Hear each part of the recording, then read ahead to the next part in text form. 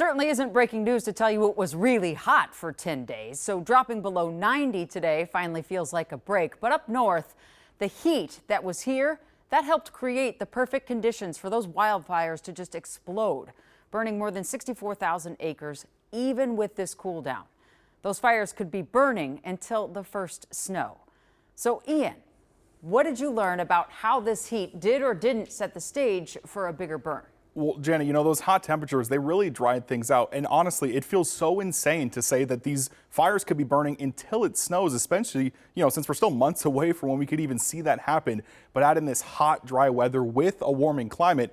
And one expert that I talked with says this all comes as no surprise.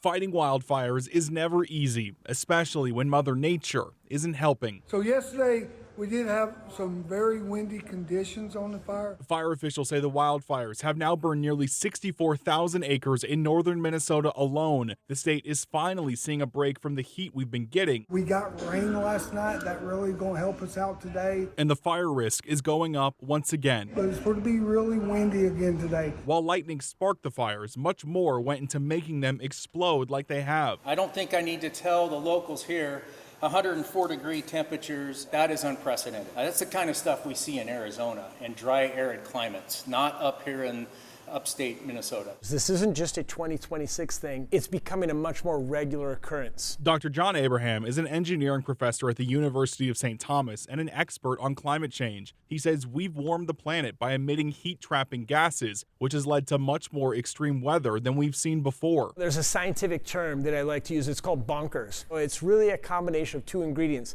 Lightning to start the fire, but the heat and dryness to really make it grow. While air quality has improved, smoky summers are becoming more common, and according to fire officials, wildfires will likely burn until snow begins to fall. It is mind-boggling how hard it's going to be to put these fires out, and we've got the potential that they'll reignite throughout the summer. This isn't just a weekend fire. This is a 2026 fire. Changing this pattern is one that Abraham says starts with us. We have to adapt to a new climate.